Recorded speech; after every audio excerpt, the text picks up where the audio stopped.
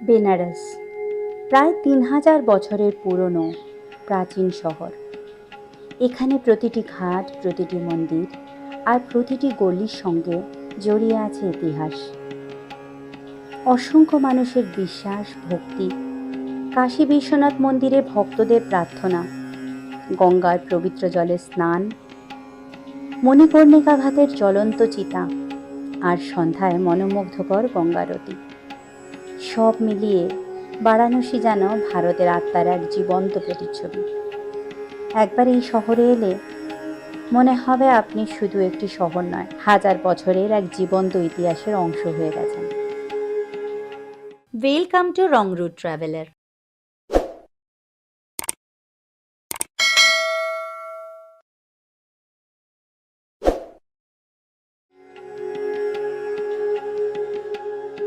বেনারস ভ্রমণ একদিনে হয় না, কিন্তু এবারে বেনারসে আসার আমার কোনো প্ল্যানিং ছিল না।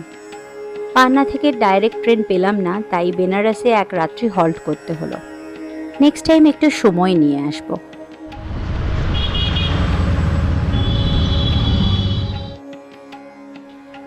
আমরা যাচ্ছি হোটেল এমআরকেতে। এটা দশেশ্বমেধ ঘাটে, গঙ্গার খুব কাছে।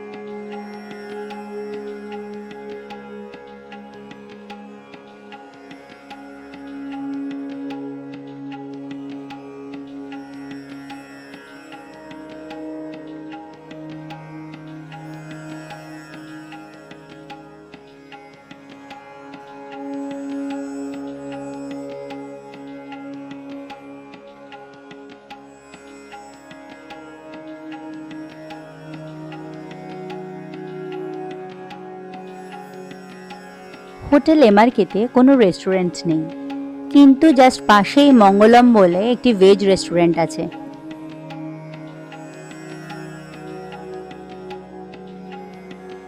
এই রেস্টুরেন্টের খাবারগুলো বেশ টেস্টি।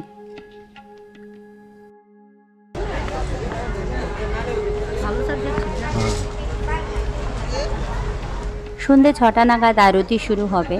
আমাদের হোটেল থেকে বলে দিল একটু আগে গিয়ে জায়গা নিয়ে নিতে, তাই এখন ৩:৪ বাজে। এখন থেকেই আরতির জন্য ওয়েট করে বসে রয়েছে। ঘাটেও দেখলাম বেশ অনেকগুলো নৌকো লাগানো রয়েছে। বেস্ট পজিশনের জন্য পার হেড ২০০ টাকার বিনিময়ে তারা তাদের জায়গা দিচ্ছে। অন্যান্য ঘাটগুলো থেকেও নৌকো করে বহু দর্শনার্থী আসছেন।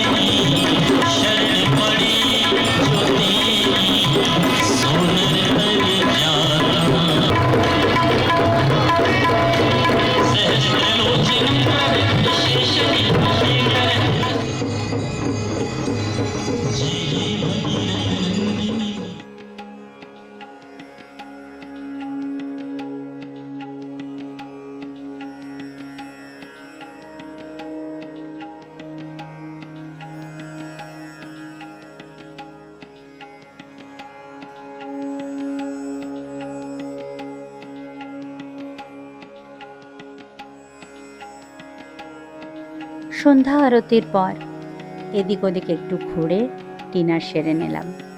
তারপর চলে এলাম বিখ্যাত বেনারসি পান খেতে।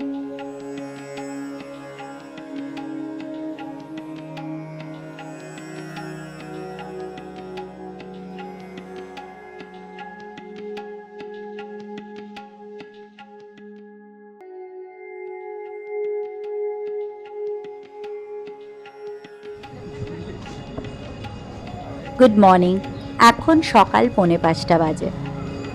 দশেশ্বমেধ ঘাটে দুবেলাই আরতি হয়, সন্ধেবেলায় এবং সকালবেলা। এখন এখানে আরতি চলছে। কাল সন্ধেবেলায় আরতি দেখেছিলাম, তাই সকালের আরতি দেখার জন্য আর দাঁড়ালাম না। এখন যাচ্ছি মণিকর্ণিকা ঘাটে।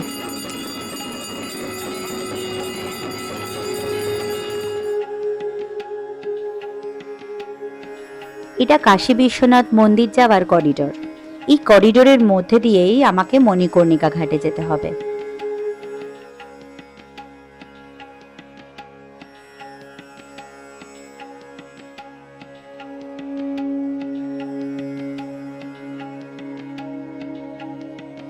এটি হলো মণিকর্ণিকা ঘাট, বারাণসীর সবচেয়ে প্রাচীন শ্মশান ঘাট।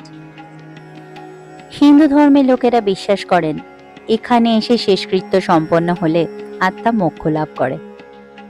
শোনা যায় এখানে চিতা নাকি কখনোই নেভে না, শেষকৃত্যের কাজ চলতেই থাকে।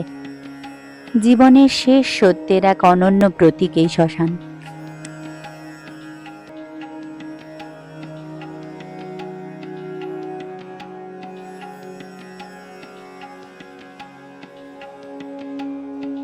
এখন আমরা নৌকোয় উঠে গঙ্গার বুকে বারাণসীর ঘাটগুলো ঘুরতে বেরিয়েছি। প্রচলিত বিশ্বাস অনুযায়ী বারাণসীতে মোট 84টি ঘাট রয়েছে। আমরা মণিকর্ণিকা ঘাট থেকে 100 টাকা পার হেডে নৌকোয় উঠেছি। মাঝি জানালেন তিনি আমাদের 80 ঘাট পর্যন্ত নিয়ে যাবেন। সূর্যোদয়ের পর নৌকাটি ধীরে ধীরে গঙ্গার শান্ত জলের ওপর দিয়ে এগিয়ে চলেছে। এই যাত্রায় আমরা খুব কাছ থেকে বারাণসীর জীবনকে দেখেছি। কোথাও ভক্তরা পবিত্র গঙ্গায় স্নান করছেন, কোথায় মানুষ প্রার্থনা পুজোয় মগ্ন। রাজা হরিশ্চন্দ্র ঘাটে শেষকৃত্য চলছে, অন্য আরেক ঘাটে নিঃশব্দে গঙ্গার ধারে বসে কেউ জীবনের অর্থ খুঁজছেন। আরেকটি ঘাটে কোথাও সাধুরা গভীর ধ্যানে নিমগ্ন। মনে হচ্ছে গঙ্গার তীরে জীবনের প্রতিটি রূপ একসঙ্গে প্রবাহিত হচ্ছে। আজ আমরা শুধু দর্শক নই, বরং বারাণসীর এই জীবন্ত সংস্কৃতি, আধ্যাত্মিকতা এবং জীবনচক্রের নীরব সাক্ষী।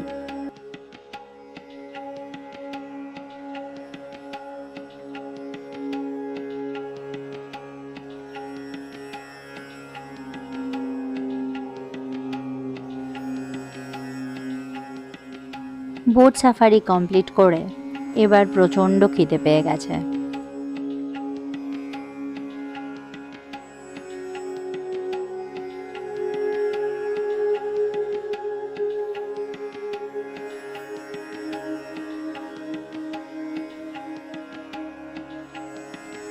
তাই বেনারসের বিখ্যাত গলি পেরিয়ে ব্রেকফাস্ট করতে চলে এলাম এই দোকানটাতে।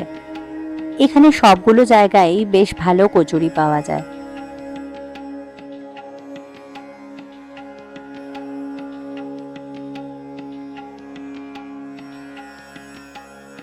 নিজেদের ব্রেকফাস্ট কমপ্লিট হয়ে গেছে, তাই এবার বাচ্চাগুলোকে খাওয়ানোর পালা। বেশ কিছু ফল কিনে নিলাম, গরু, ষাঁড়, বাদর আর কুকুরদের জন্য বিস্কুট।